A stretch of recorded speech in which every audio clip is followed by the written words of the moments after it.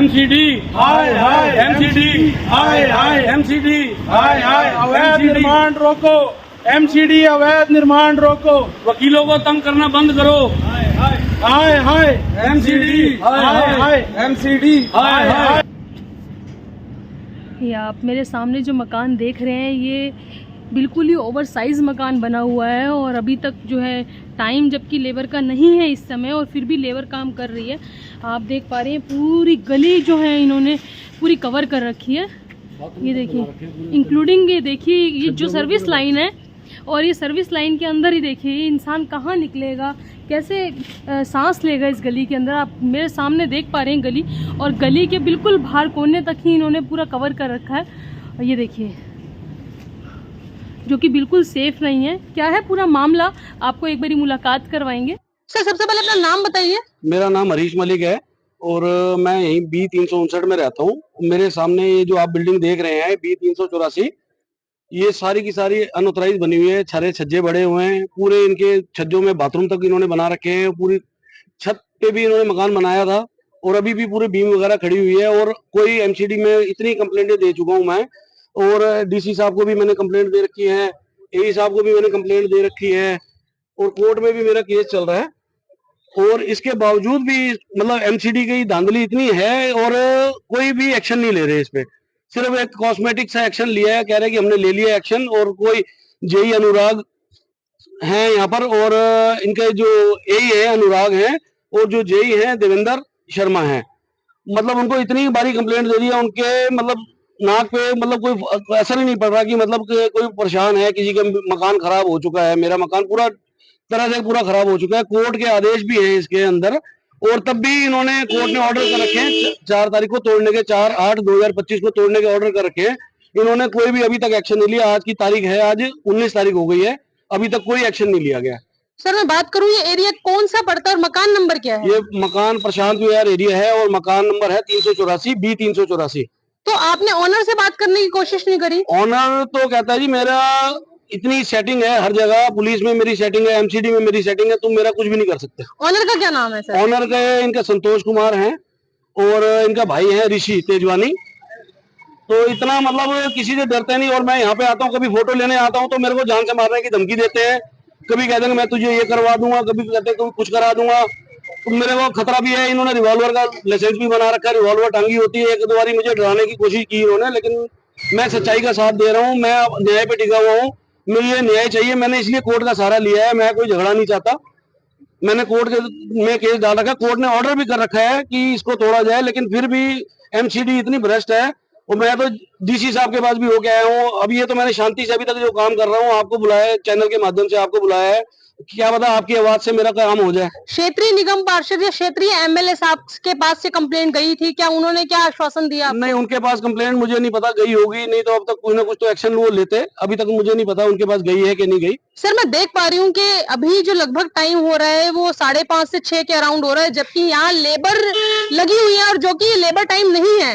तो क्या लोगों ने कभी एक्शन नहीं उठाया कि आप देख लो, ये आप पूरा देख लो, बाहर पड़ा हुआ है। एमसीडी को दिखता नहीं क्या है, क्या काम हो रहा है? ये देखो यहाँ पे ढेर लगा पड़ा है, गली पूरी बंद पड़ी है। आज 1.5 साल से हो रहा है। ये पूरा सर्विस लाइन बंद है, आने जाने का रास्ता पूरा बंद कर रखा है इन्होंने। अभी मतलब पूरी पब्लिक भी परेशान है। और भी ये नहीं, और आप आगे मेरे साथ चलना, अभी मैं आपको दिखाता हूँ। बीसीओ बिल्डिंग इस गली के अंदर नहीं बन रही है और सारी अनऑथराइज बन रही है। इनके ऊपर कोई एमसीडी कोई एक्शन नहीं ले रही। सर अभी जब बात हो रही थी तो आप ही ने बताया था कि आपकी सुनवाई बल्कि नहीं ली जा रही, लेकिन जबकि कंप्लेंटर आप हो, लेकिन आप ही की बिल्डिंग पर नोटिस लगाया जा रहा है। तो वो क्या है पूरा मामला, एक बार बताइए। मैं बोनाफाइड परचेजर हूँ जी, मेरा बेटा वकील है और मैंने इनको ये भी बताया कि मैंने बना बनाया मकान लिया है और मैंने इनको कागज भी सबमिट करा रखे हैं, सब कुछ है। लेकिन ये मुझे डराने के लिए मेरे घर पे कल की डेट में नोटिस टांग करके हैं और वो भी 14 तारीख की डेट का। कल की डेट का मेरे पास प्रूफ है सारा। कल की डेट में इन्होंने मेरे को नोटिस मेरे मकान के ऊपर चिपका के दिया कि मैं डर जाऊं और मैं इनकी कंप्लेंट ना करूं, ताकि इनका मकान बचा रहे।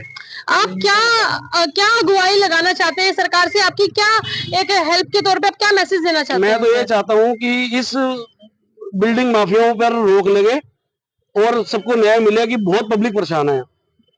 ये सामने मेरी जो बिल्डिंग देख पा रहे हैं आप इस समय, ये वही बिल्डिंग है जिसकी वजह से एक निर्दोष ही कहूंगी मैं, जिनका कोई दोष नहीं, जिनका कोई लेना नहीं देना नहीं, और उन बेचारों की बिल्डिंग जो है इतनी खराब हो चुकी है। ये वही बिल्डिंग आप मेरे सामने देख पा रहे हो, और इतना छज्जा बाहर निकला हुआ है। मैं अगर बात करूं तो ये ओवर साइज बिल्डिंग है। जिस तरीके से मैंने आपको दिखाया, देखिए सब अंदर की साइड सभी जा रहे हैं, और इसी की वजह से जो है दरार आ रही है। मैं अभी आपको थोड़ी देर में दिखाऊंगी कि किस तरीके से मकानों में दरारें भी आई हुई, और इन्हीं की वजह से ये पूरा रोड जाम है। यहाँ पे गंदगी है, जिस तरीके से आप सभी को पता है, डेंगू भी बहुत चल रहे हैं, पानी भी इन्हीं की वजह से ब्लॉक्ड है। तो जो भी आप ये वीडियो देख पा रहे हैं, प्लीज ये आप लोगों से एक रिक्वेस्ट है कि इस बिल्डिंग पर जो बहुत जल्दी ही पाबंदी लगाई जाए।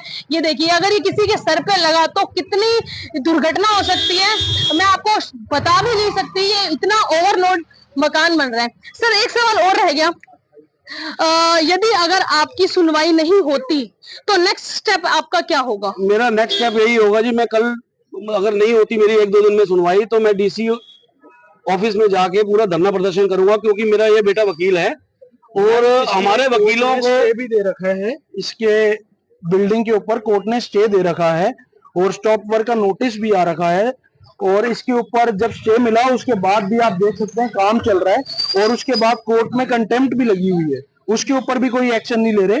ये लोग जितने भी एमसीडी में बैठे हैं भ्रष्ट लोग, ये सब के सब कोर्ट का उल्लंघन कर रहे हैं, और कोर्ट की कोई इनकी नजरों में वैल्यू नहीं है। ये आप सारी कंप्लेंट्स देख सकते हैं, ऑर्डर की कॉपी मैं आपसे शेयर करूंगा। कंटेम्प्ट लगने के बाद, स्टे के ऑर्डर के बाद भी आप देख सकते हैं, आपके सामने सारा सामान रखा हुआ है। ये सामने वर्कर लगी हुई है, पूरी बिल्डिंग कंस्ट्रक्शन में चल रही है, डे बाय डे बढ़ती जा रही है। सर एज अ लॉ क्या लगता है कितनी धाराएं लगनी चाहिए एज ए जिनका ये मकान है, जो कि एक स्टे के बाद भी ये चालू है काम? क्या लगता है, क्या इनको जुर्माना हर्जाना भुगतना पड़ेगा? मैम ये बिल्डिंग तो सील होनी चाहिए। बार बार ये लोग कह देते हैं हमारे पास फोर्स नहीं है, फोर्स नहीं है। फोर्स, हम पुलिस स्टेशन गए, पुलिस इनके साथ कोऑपरेट करने के लिए तैयार थी, बट जेही जो है अपना और एई है अनुराग जी और देवेंद्र जी, उन्होंने कोई एक्शन नहीं लिया मैम इनके खिलाफ। वो इतनी ज्यादा लीनियंसी बरत रहे हैं इनके खिलाफ, और देखते जाओ आप 2 साल के अंदर आपने देख लिया बिल्डिंग पूरी बन के खड़ी हो गई है। तो अकॉर्डिंग टू यू कहीं ना कहीं ये कोर्ट का 2023 में ये बिल्डिंग बननी शुरू हुई थी। ये 2023 में बिल्डिंग शुरू बनने के लिए हुई थी। उन्होंने सिर्फ बुक किया इन्होंने ग्राउंड फ्लोर, उसके बाद इन्होंने खुद छज्जे तोड़ के इन्होंने पूरी बिल्डिंग बना दी। अभी तक इन्होंने बिल्डिंग बुक भी नहीं करी है। इन्होंने जो एमसीडी वालों ने अभी तक काम चल रहा है, बुक भी नहीं की अभी तक। 2025 के आगे टाइम चल रहा है, 1.5 साल 2 साल का जो टाइम आ गया, इन्होंने बुक भी नहीं की अभी तक बिल्डिंग, तब भी काम चलने दे रहे हैं। तो देखा जाए तो इसकी वजह से कई मकान जो है खराब भी हो सकते हैं। दरारें आ गई हैं, इनके पड़ोसी है जो मकान इनके साथ में पड़ोसी, इनके मकान में दरार आ गई है। मेरा पीछे सारा मकान खराब हो गया है, सारा का सारा झुक गया है, सारा बहुत परेशानी हुई है, बहुत पानी सीलन आ गई है मकानों में। इन्होंने काम पानी चलता छोड़ रखा है। अभी देख लो कीचड़ पूरा गिरा हुआ, गंद मचा हुआ पूरा का पूरा। तो आप मेरे सामने जिस तरीके से देख रहे हैं, एमसीडी की गुंडागर्दी बढ़ती ही जा रही है। तो ज्यादा से ज्यादा इस वीडियो को लाइक करें, शेयर करें, कमेंट करें, और कहीं ना कहीं एमसीडी जो है अपने वादे कि हाँ हम इस साल जो है भ्रष्ट नहीं होंगे, लेकिन फिर इस साल एक बार मामला सामने आया है प्रशांत विहार का है। पर लेंटर पे पैसे लेते हैं, 2-2 लाख रुपए पर लेंटर का रेट इन्होंने बना रखा है। यहाँ पे इसे निकाल रखा है कि 2 लाख रुपए दो, आप कितना भी लेंटर बढ़ा लो। तो एमसीडी की ये धांधलेबाजी है, जो रिश्वतखोरी है, ये भी किसी भी सरकार से नहीं हुई है। हर सरकार में ये रिश्वतखोरी चलती है। तो कहीं ना कहीं एमसीडी बिकी हुई है, एमसीडी बिकी हुई है, और उसके साथ हमारे नेता बिके हुए हैं। नेता ही करवा रहे हैं, और नहीं तो एमसीडी कैसे कर लेगी। जिस तरीके से आपने देखा कि यहाँ जो परेशान जनता है उन्होंने एमसीडी हाय हाय के नारे लगाए।